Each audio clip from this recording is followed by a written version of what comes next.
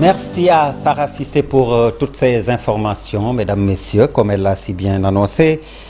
Nous avons le plaisir de recevoir le docteur Yoro Dia, politologue. Yoro Dia, bonsoir. Bonsoir, Pape Abdoulaye. Vous êtes également ancien ministre, porte-parole du président de la République, Macky Sall. Pour être complet, je devrais dire également ancien journaliste. Non, on ne sort jamais du métier. On ne sort jamais du métier. Journaliste un jour, journaliste toujours. Comme on dit, soldat un jour, soldat toujours. Et puis c'est un noble métier. Je suis très honoré d'appartenir à ce corps. Alors, nous parlerons de la presse dans cet entretien. Mais avant, l'actualité, c'est d'abord les assises de la justice. Yoro Dia, lancé hier mardi à Diamniadio, présidé par le président Bassirou Diomaye Faye. Alors, dans une publication, je veux dire même une tribune publiée aujourd'hui même, vous qualifiez ces assises de perte de temps. Est-ce que ce n'est pas trop sévère? Non, c'est pas trop sévère. Je dis le temps ne chôme pas. Quand on voit l'évolution, le président le 3 avril avait parlé des assises de la justice pour redorer le blason de la justice. Et hier, dans son discours, il a dit qu'il faut éviter le gouvernement des juges. Donc le constat qu'il faut en faire, c'est que quand on parle quand on prévient les gens contre le gouvernement des juges, au moins donc on reconnaît que la justice est un tant soit indépendante. Parce que c'est quoi le gouvernement des juges? C'est estimer que les juges ont trop de pouvoir et que les juges ne sont pas élus et que par rapport à l'excès de pouvoir qu'ils ont, ils n'en rendent pas compte. Donc, on parle dans un système politique de pouvoir de gouvernement des juges quand on estime que les juges ont trop de pouvoir. Donc, entre redorer le blason de la justice et éviter le gouvernement des juges, je pense que le constat est fait. Ça montre que les assises étaient inutiles parce que quand on estime que les juges ont trop de pouvoir, donc il faut éviter le gouvernement des juges. On reconnaît que la justice est libre et que la justice est indépendante. Et c'était l'idée même de redorer le blason de la justice. Nous sommes dans un régime de séparation des pouvoirs. Et puis il n'y a que le président de la République qui pensait que le pouvoir de la justice était terminé. Quand on voit la réputation du Sénégal dans le monde, quand on voit le rôle du Conseil constitutionnel lors des dernières semaines de la présidentielle, le blason de la justice sénégalaise n'a jamais été étincelant. Et c'est pourquoi j'ai pensé que ces assises de la justice étaient une perte de temps. Dans notre pays, on aime perdre du temps. Et puis, ce que nous avons aujourd'hui au niveau de la justice, on n'a pas le sens des urgences. Comme je disais dans mon premier papier, le seul risque politique que le Sénégal court avec aujourd'hui, c'est une perte de temps. L'État est solide, la République est debout et la démocratie fonctionne. La seule urgence dans ce pays, c'est une urgence économique.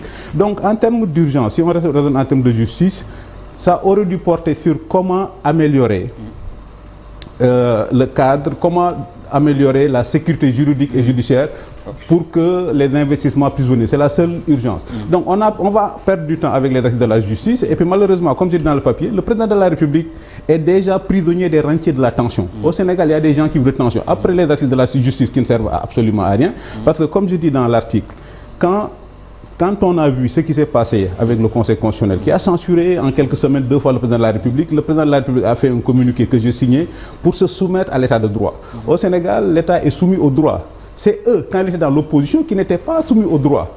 Nous, quand une décision de justice n'était pas favorable, on faisait des recours. Mais eux, quand une décision de justice ne leur est pas favorable, c'est eux qui jetaient à la vindicte populaire les magistrats, qui les traitaient de clochards, qui les menaçaient. Dans un système politique, quand un juge de province comme celui de Ziguinchor peut casser et annuler une décision de l'État central, ça veut dire qu'on n'a pas un problème de justice. Quand on voit la guérilla judiciaire que le premier Ousmane Sonko a menée dans l'affaire Adji Sarr, dans l'affaire Mame Mbaye Niang, parfois il gagne, parfois il perd, et c'est ça la justice. Selon que vous soyez État ou opposition, la justice vous rendra blanc ou noir. Quand vous avez un système judiciaire comme ça, regrouper les gens pour parler des assises de la justice, au-delà de vouloir parler de redorer le blason de la justice, je pense que c'est une perte de temps. Cette perte de temps au niveau de la justice, on va encore, comme je dis, les rentiers de la tension ont déjà capter le président, ils vont nous faire perdre du temps. Après les assises de la justice, ils vont probablement lui proposer les assises du fichier électoral, du code électoral, ils vont encore proposer la création d'une CENI dans un pays qui peut organiser des élections en 3 semaines. Il ne faut pas que les Sénégalais oublient que le collège électoral a été convoqué le 6 mars et l'élection a eu lieu le 24 mars. Donc quand dans un pays, on peut organiser les élections en moins de 21 jours, faire une transition en 10 jours, Le président Diomaye Faye a été élu le 24 mars et il a été installé le 1er avril. Il n'y a eu aucun problème. Quand un pays est à ce niveau, donc on n'a pas un problème politique, on n'a pas un problème institutionnel, on n'a pas un problème de justice, on a un problème économique. Et les gens doivent être jugés aujourd'hui sur leur capacité à répondre sur ces questions-là. Il faut recentrer le débat sur l'économie. Mais quand même, toujours est-il que c'est un éternel débat qui s'est posé, l'indépendance de la justice, même si, comme je dis, c'est un éternel débat. Comment rompre le lien entre le parquet et la chancellerie, certains disent couper même le cordon ombilical. C'est un problème qui se pose. Non. Mais au-delà aussi de vos propos, on peut également dire que ce sont les politiques ou les politiciens qui finalement prennent en otage la justice. Mais on ne peut pas réduire la justice au pénal.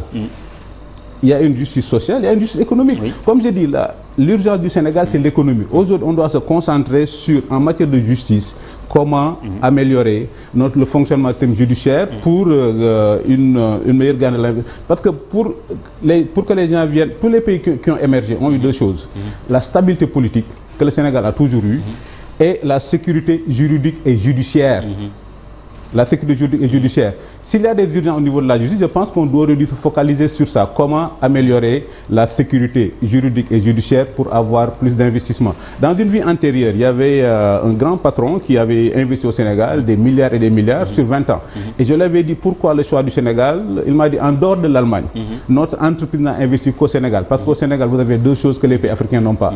La stabilité politique et la sécurité juridique et judiciaire. Voilà les urgences du Sénégal. L'urgence du Sénégal, ce n'est pas dans les assises de la justice. L'urgence du Sénégal, ce n'est pas dans les assises du code électoral. L'urgence du Sénégal, ce n'est pas dans le débat politique permanent. Le Sénégal n'a pas un problème politique. Le Sénégal n'a pas un problème institutionnel. Il n'a pas un problème judiciaire. Le Sénégal a un problème économique. Et je pense que, comme on dit, la démocratie est la compétition des réponses que les citoyens se posent. Aujourd'hui, les jeunes, qui sont les 3/4 de la population, ne se posent pas de problèmes de justice. Ils ne se posent pas de problèmes institutionnels. Ils se posent des problèmes d'emploi. Mais il y a eu également de graves accusations contre le Conseil constitutionnel. Docteur Yorodia, avant ces élections, des accusations de corruption qui jusqu'à présent n'ont pas été élucidées. Non, c'est ça qui est intéressant. Au lieu de faire les aides de la justice, eux, ils sont au pouvoir, ils n'ont qu'à clarifier. Il y a eu aussi les accusations que l'État du Sénégal avait fait disparaître deux gendarmes. Aujourd'hui, ils sont au pouvoir, ils sont l'État du Sénégal, ils n'ont qu'à clarifier.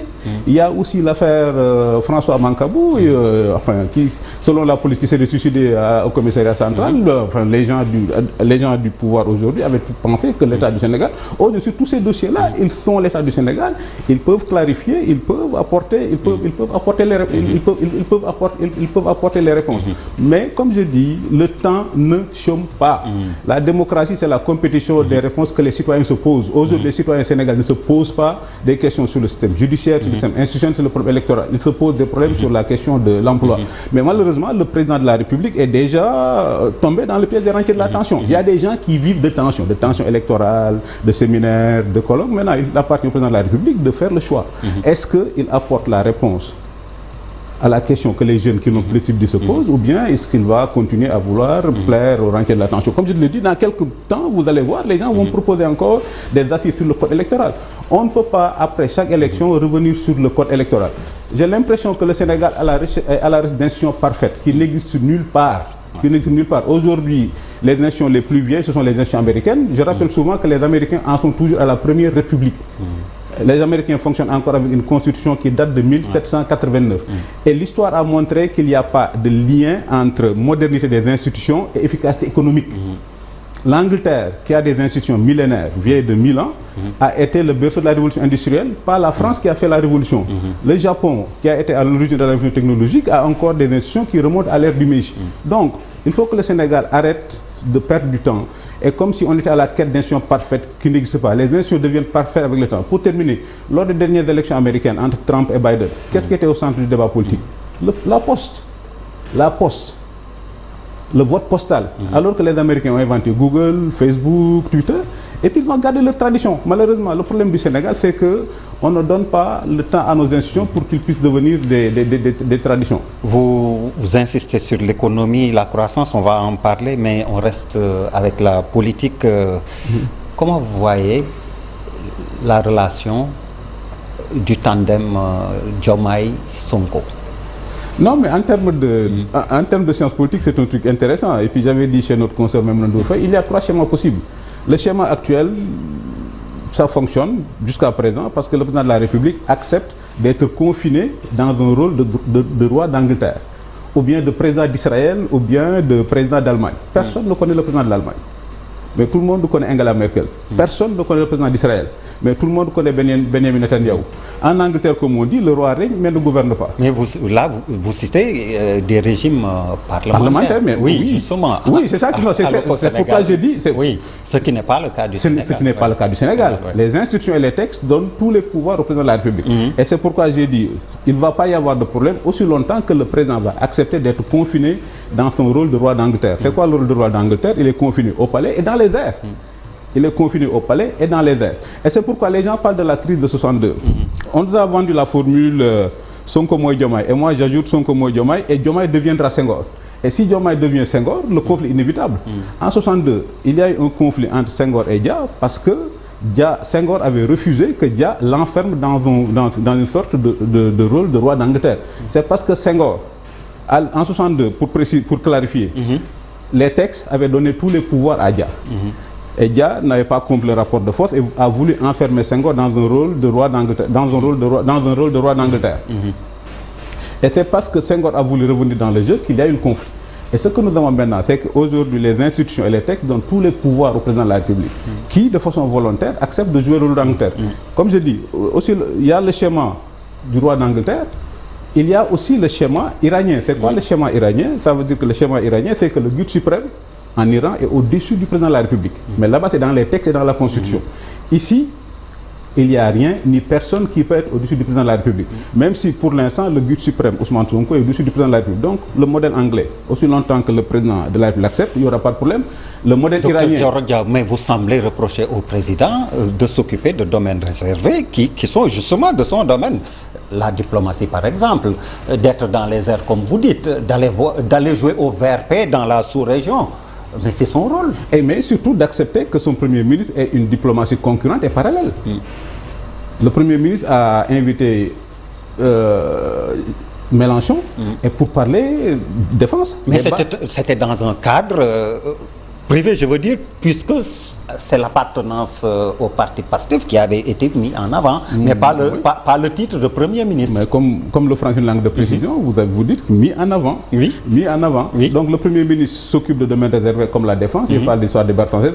Et pour l'histoire des bases, moi je pense que c'est un faux débat. Et comme c'est dit dans le texte, un pays définit la géographie de son intérêt national. Les Japonais ont reçu 2 bombes atomiques des États-Unis. Et aujourd'hui, le Japon est le plus grand allié des États-Unis dans sa région. Et il y a encore des bases américaines au Japon. L'Allemagne a subi une raclée, une défaite face aux États-Unis. Et aujourd'hui encore, il y a des bases américaines comme à Allemagne. Il y a des bases américaines en Allemagne. Maintenant, un pays définit la géographie de son intérêt national. Maintenant, si le président de la République, Bassirou Diomaye Faye, décide, réfléchit et définit la géographie de l'international du Sénégal et estime que les bases doivent rester, les bases resteront. Maintenant, s'il estime que les bases ne doivent pas rester, les bases partiront. Mais il faut que dans tout, que le président de la République, qui est dépositaire de la politique de défense, de la politique de sécurité et de la politique extérieure, qu'on sache, qu'on connaisse sa position sur ces questions-là. Donc, quand on va, là où je parle de diplomatie parallèle, évidemment, quand vous voyez le président de la République, sa première sortie a été réservée à la Mauritanie, ce qui est une très bonne chose. Et à l'époque, j'avais dit que c'était de l'avant-garde. C'est quoi l'avant-garde? L'histoire montre que quand 2 pays font du business, ils ne font pas la guerre. L'histoire montre que quand 2 pays sont dans la démocratie, ils ne font pas la guerre. Et regarde aujourd'hui comment le Sénégal est passé du cercle de feu à un cercle de coopération et de prospérité. On a trouvé du gaz et du pétrole à la frontière entre Sénégal et la Mauritanie. Les 2 pays ont eu la bonne idée de se partager le gaz. Ce qui fait qu'aujourd'hui la Mauritanie est devenue notre grand allié. Qui parle encore des problèmes, qui se souvient encore des problèmes de licence de pêche entre le Sénégal et la Mauritanie?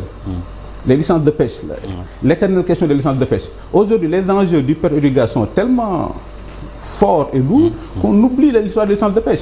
Les enjeux du perte et du gaz sont tellement lourds qu'on est en train de faire un pont sur le fleuve Rosso. Et c'est pourquoi je disais souvent que le bilan de la politique extérieure de Macky Sall, c'est un voyage, ça a du Sochi et 2 ponts. Le pont de Farafenni, grâce à la démocratie, parce que la Gambie est devenue démocratique, et le pont de Rosso, grâce à l'économie. Donc moi j'étais le premier à saluer que la première sortie du président de la République, Bassirou Diomaye Faye, soit réservée à la Mauritanie.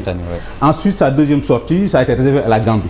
Donc business, démocratie. Mais malheureusement, son premier ministre, lui, a dit que lui, ses centres d'intérêt, ce sont les pays de l'AES. C'est quoi les pays de l'AES? Ce sont des gens qui font des coups d'État, des putsch, et qui cherchent à légitimer leur forfaiture par l'idéologie.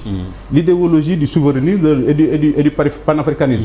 Et comme je dis souvent, nous sommes tous des panafricanistes, mais nous voulons un panafricanisme démocratique et un panafricanisme qui va tourner autour de l'économie, mais nous ne voulons pas du panafricanisme. Et c'est ça le grand paradoxe.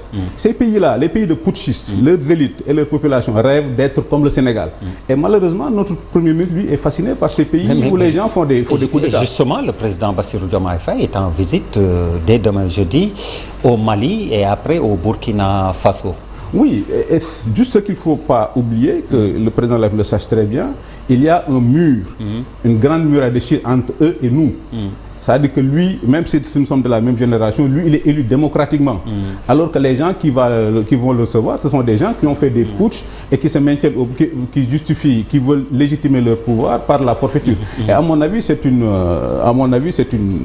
différence fondamentale. Il faut nécessairement qu'on en tienne compte. Politique locale, avec des législatives anticipées, à votre avis, quand? Parce qu'au mois de septembre, le président aura le droit de dissoudre l'Assemblée nationale. Et puis, quelle configuration s'il y a élection anticipée?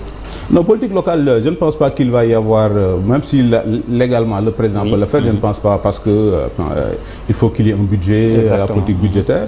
Et s'il y a dissolution, je pense que la dissolution ne pourra intervenir qu'après, probablement en janvier. Ou, voilà. Donc on va s'attendre à des élections en mars. En janvier ou en février. Et est-ce qu'on peut déjà présager de quelle Assemblée nationale Non, mais ça va être intéressant. Ça va être intéressant. C'est pourquoi la démocratie, c'est ça la démocratie. Ils ont été plébiscités au mois de Sénégalais, au mois de janvier-février, lors des législatives. Les Sénégalais vont décider. Est-ce que les premiers actes qu'ils ont posés les rassurent? On leur avait parlé d'un projet, et comme je dis dans mon texte, le projet de PASTEF, c'est comme le mandat d'Ousmane Sembène. Si vous avez suivi le film d'Ousmane Sembène, et puis Makhoury Diégué passe son temps à attendre un mandat qui ne vient pas. Et puis en janvier, lors des législatives, les Sénégalais décideront, et puis est-ce que ce qu'on leur avait promis, la baisse des denrées, ce qu'on avait promis, les histoires d'appel d'offres, est-ce que c'est au rendez-vous en matière de politique extérieure et défense, etc. au rendez-vous? Et moi, je pense que ça va être une sorte de référendum pour ou contre ce que Pastef avait promis. Mais là, ce qu'il faut dire, comme disait Marc Aurèle, le grand empereur, philosophe, la pire des vengeances, c'est de ne pas être comme son adversaire.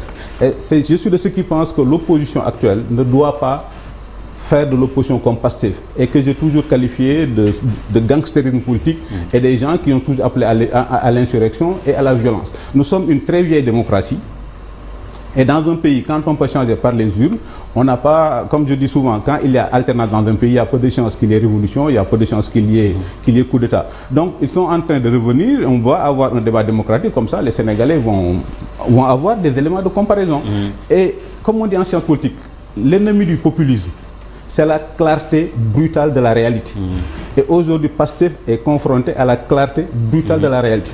Sur la baisse des prix, c'est facile de dire, oui, quand nous serons au pouvoir, nous allons baisser les prix, vous vous rendez compte que c'est beaucoup plus compliqué. Bon, on va en parler. Donc, vous citez Marc Aurèle, grand défenseur de Rome, un grand défenseur de la République. Empereur et philosophe. Oui, donc un grand défenseur de la République du Sénégal, le général Kandé, désormais ancien CEMAT, chef d'état-major général de l'armée de terre, qui est affecté à New Delhi, en Inde, comme attaché militaire. Et ça a fait couler beaucoup de salive et d'encre depuis que l'information s'est ébruitée. Alors, vous pensez que c'est une nomination sanction, ou bien certains parlent d'exil? Non, mais je pense que vous avez dit, la position de l'opinion est faite. L'opinion est, nous sommes en démocratie et l'opinion c'est important. L'opinion est surprise par cette nomination. J'ai vu un décret signé par Macky Sall circuler en disant que attaché militaire, c'est pas un problème de décret. Pour moi, à mon avis personnel, c'est un problème d'opportunité. Aujourd'hui, le général Kandé, et les autres militaires sénégalais valeureux que je salue ont évité la partition du pays. Un général comme Kandé, comme disait Napoléon, il y a deux sortes de généraux. Ceux qui cherchent leurs étoiles sous le feu et ceux qui cherchent leurs étoiles sous l'antichambre à l'antichambre d'état-major. Et je pense que cet exil, entre guillemets, de Kandé à New Delhi est un très mauvais signal pour tous les militaires qui sont convaincus qu'il faut chercher ces étoiles sous le feu. Il faut chercher ces étoiles sous le feu, et Kandé a cherché ces étoiles sous le feu. L'autre aspect, quand je parle d'opportunité, Kandé, Saïfoulaye Sow, Yoro Kone, le grands chefs militaires sénégalais ont payé le prix qu'il faut pour que le Sénégal ne subisse pas une partition. Et souvent, quand vous dites ça, les gens vous rappellent l'article de l'UIA qui dit l'intangibilité des frontières de la colonisation. Et malgré ça, l'Érythrée a eu son indépendance parce que l'Érythrée a gagné la guerre contre l'Éthiopie. Malgré ça, le Soudan du Sud a eu son indépendance. Si aujourd'hui, il n'y a pas eu la partition du Sénégal, c'est parce que de valeureux militaires, de valeureux officiers comme Kandé et les autres ont payé le prix fort. Donc la guerre du Sud a été gagnée.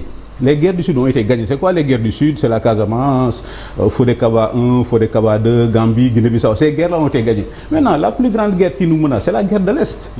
Et le général Kandé, au moment où cumuler ses fonctions de chef d'état-major de l'armée de terre avec les fonctions de chef de force spéciale.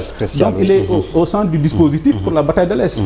Exiler un général comme ça, comme je te disais tout à l'heure, c'est comme si à la veille de la guerre de sécession, et puis vous nommez Patton attaché militaire en Yougoslavie. Ou bien à la veille de la guerre en Irak, prendre McChrystal, qui est le plus grand général américain, ou bien... Patton, c'est pour la Seconde Guerre mondiale. Vous parlez de la guerre de sécession. Patton, c'est comme à la veille de la guerre mondiale. Sur le front occidental. Voilà, nommé le général Patton en Yougoslavie comme attaché militaire, ou bien, et puis à la veille de la guerre en Irak, nommé quelqu'un comme Petraeus ou... McChrystal, je ne sais pas, en Inde ou un truc comme ça. Ce qu'il faut dire, dans l'organisation de notre armée, il y a le chef d'état-major général. Et immédiatement après le chef d'état-major général, il y a les autres chefs d'état-major. Et le général Kandé, c'est le chef d'état-major de l'armée de terre. Ça veut dire c'est le patron des 3/4 ou des 4/5 de notre armée. Un général comme ça, aussi valeureux, aussi compétent, vous n'allez pas l'exiler. Aujourd'hui, je me suis intéressé à la coopération militaire entre le Sénégal et l'Inde. Aujourd'hui, il n'y a aucun officier sénégalais qui est en formation en Inde. Donc vous ne pouvez pas prendre un officier aussi valeureux, aussi compétent et l'amener en exil dans un pays où la coopération avec le militaire avec le Sénégal est quasi inexistante. Mais pour clore cette discussion, n'est-ce pas que la Constitution confère au président de la République le droit de nommer aux fonctions civiles et militaires qui il veut. Oui, on ne conteste pas ça, mais nous sommes en démocratie et les Sénégalais, personne ne conteste les prérogatives du président de la République. Le droit que nous avons, c'est de nous étonner, de cette décision du président de la République. Et c'est presque la première fois où un général est nommé attaché militaire. Et souvent les gens donnent des exemples. Les colonels qui ont été nommés général, alors qu'ils étaient attachés militaires, immédiatement ils sont revenus à Dakar pour exercer les fonctions de général. Pour exercer les fonctions de général. Le président de la République a le droit de le faire, mais quand même il y a des questions légitimes qui se posent sur l'intérêt national, sur l'international, sur la stratégie, sur la politique de défense. Nous avons été à Goudiri parce que quand on parlait des djihadistes, on pensait à des Touaregs. Mais aujourd'hui, quand on parle des djihadistes, on parle de 60 km de Kidira. On parle de 60 km de Kidira. Donc, est-ce que dans un contexte pareil, est-ce qu'il est raisonnable et sage de prendre notre meilleur général et de l'exiler en Inde? C'est la question que les gens se posent. Mais Kandé a beaucoup de mérite parce qu'aujourd'hui, si le Sénégal, il n'y a pas une partition du Sénégal comme au Soudan ou en Érythrée, quelqu'un comme le général Kandé y a beaucoup contribué. Alors, le président de la République, comme je l'ai dit, qui a usé de ses prérogatives pour nommer un nouveau patron de la police nationale. Mame Seydou Ndour, c'est son nom. Il remplace un autre Seydou. C'est un Seydou pour un autre, Seydou Bokar Yag. Un petit commentaire avant... Non, mais c'est dans les prérogatives. C'est dans les prérogatives du président de la République. Et comme j'ai dit, nos officiers généraux, que ce soit au niveau de l'armée, c'est l'avantage absolu du Sénégal. Ce qui nous différencie des pays de la sous-région, là, qu'admire notre Premier ministre, c'est que nous avons une administration et une armée républicaine. Et comme disait Senghor, si vous voulez avoir une administration et une armée républicaine, allez recruter vos officiers là où vous recrutez vos magistrats et vos administrations civiles. Et je pense que c'est ça le Sénégal fait, qui nous permet aujourd'hui d'avoir cette grande armée républicaine et cette police qui fait le travail. Un Seydou, comme je disais, pour un autre Seydou. Seydou Ndour à la place de Seydou Yag. Parlons économie avec la cherté de la vie et une hausse notée principalement sur le riz. Vous avez suivi dans l'édition des reportages qui parlaient toujours, alors qu'on attendait une baisse avec la perspective de la Tabaski également sur d'autres produits. Qu'est-ce qui se passe au plan économique? Mais ça veut dire que nous avons dans ce pays un problème d'ordre des priorités. Nous avons dans ce pays un problème d'ordre des priorités. Comme je dis, l'alternance est devenue la respiration naturelle de notre démocratie. Nous avons un État qui fonctionne, nous avons une République debout et une démocratie qui fonctionne. Donc le cerveau de ceux qui nous dirigent et de ceux qui aspirent à les remplacer doit être jugé sur des questions concrètes comme l'économie. Et ça, c'est les urgences. Et je suis de ceux qui pensent que la plus grande urgence du Sénégal, c'est la question économique. Il faut que l'exception démocratique devienne l'exception économique. Le Sénégal a trop d'exploits démocratiques. On n'a plus besoin d'exploits démocratiques, qu'on fasse des élections, que les gens disent oui, le Sénégal, félicitations. On a besoin d'exploits économiques. Maintenant, pour avoir des exploits économiques, il faut que le gouvernement place l'économie au centre de la chose. Et moi qui parlais d'investissement, l'urgence, c'est la sécurité juridique et judiciaire des investissements. Par exemple, la décision du président de la République et de son Premier ministre d'arrêter arbitrairement les travaux sur la corniche, c'est un mauvais signal pour les investisseurs. Parce que le président de la République du Sénégal n'est pas François Ier. François Ier, roi de France, quand il disait « tel est mon bon plaisir », ça devenait la loi. La loi au Sénégal n'est pas le bon plaisir du président de la République et de son Premier ministre. Évidemment, sur la corniche, il y a des gens qui sont dans l'illégalité, mais il y a d'autres qui sont dans la légalité. Et le droit, ce n'est pas la punition collective. Le droit, ce n'est pas la punition collective. Il y a des personnes qui ont fait l'effort d'aller chercher une autorisation de construire, d'aller chercher un bail, d'aller chercher un titre foncier. On ne peut pas se prévoir de ses propres turpitudes. L'État du Sénégal ne peut pas donner un titre foncier. Le ministre de l'Urbanisme et le maire du plateau te donnent une autorisation de construire et que le président de la République décide qu'il faut arrêter les travaux. Et comme je dis, si nous voulons être comme Dubaï de demain, il faut que l'État du Sénégal fasse l'effort sur la sécurité juridique et judiciaire. Et pour moi, c'est ça les urgences. Maintenant, le président de la République, au lieu de faire des assises sur la justice, les assises sur le code électoral, il doit faire sur les assises de l'économie, voir comment concrètement on peut créer de la richesse. C'est la croissance qui crée la richesse, c'est la richesse qui crée des emplois. Alors, docteur Yoro Dia, on ne pouvait pas terminer sans parler de la presse, même si vous êtes accessoirement et peut-être dans une très lointaine vie, vous avez été journaliste. Mais je le suis toujours. Il y a une polémique, justement, et je ne polémique pas sur ça. Vous n'êtes plus journaliste, ça fait longtemps. Justement, sur la dette fiscale effacée par le président Macky Sall. Il y a polémique, l'effacement ne serait pas effectif. Et Ibrahima Lissa Faye, que nous saluons au passage, président de Appel, dans un post sur les réseaux sociaux, précise que c'est une correspondance plutôt qui avait été adressée au ministre des Finances et du Budget de l'époque, Mamadou Moustapha Ba. Là également, qu'est-ce qu'il faut retenir? Il y a eu effacement des 40 milliards ou pas? Non, ce qu'il faut retenir, c'est que l'État est une continuité. Moi, j'ai participé à cette réunion. Donc, vous demandez au président Bassirou Diomaye Faye de respecter une promesse du président Macky Sall. Non, on ne peut pas demander ça. Maintenant, justement, si vous me dites que l'État est une continuité. Non, l'État est une continuité. Comme il parle de rupture, la politique de Macky Sall avec la presse, pour le président Macky Sall, évidemment, il avait une activité économique, mais il a toujours insisté sur le fait que la presse avait une mission sociale, une mission de service public. Et c'est pourquoi, durant ces 12 ans, le président de la République s'est toujours efforcé d'aider la presse. Il a augmenté, il a multiplié par l'aide à la presse. Il a souvent usé de cet instrument d'effacement des dettes fiscales pour aider la presse. J'ai participé à la réunion et puis effectivement, le président avait écrit au ministre des Finances pour qu'il le fasse. Maintenant, l'État a une continuité.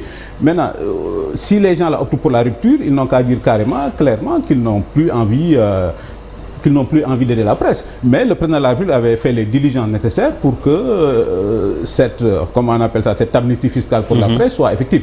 Et puis c'est pas seulement cette année, le président de la République pendant 12 ans l'a toujours fait, en disant c'est une façon d'aider la presse. Et puis nous, quand on le faisait, on ne voyait pas qui est pour nous, qui est contre nous. Pour nous, c'était le principe. Nous sommes dans une démocratie et une démocratie a besoin d'une presse qui fonctionne pour que les citoyens soient informés et puissent décider. Merci. Donc c'est ça qui a été décidé. Le président a fait le courrier, c'était au niveau du ministère de l'économie et des finances. Maintenant, dans la respiration étant l'alternance étant la respiration de la démocratie, il y a de nouveaux pouvoirs. Maintenant, si le nouveau pouvoir peut continuer, il peut, pour que la presse le sache, il peut poursuivre la procédure pour cette amnistie fiscale, mais là, le nouveau pouvoir aussi est libre de décider de ne plus aider la presse et puis de changer les règles du jeu. Docteur Yoro Dia, merci. Vous êtes ancien ministre, porte-parole du président de la République, ancien journaliste également. Merci à vous, mesdames, messieurs, de nous avoir reçus chez vous. Excellente suite de programme sur la TFM, la télévision Futur Média. Merci, bonsoir. Merci. C'est moi qui vous remercie. Merci.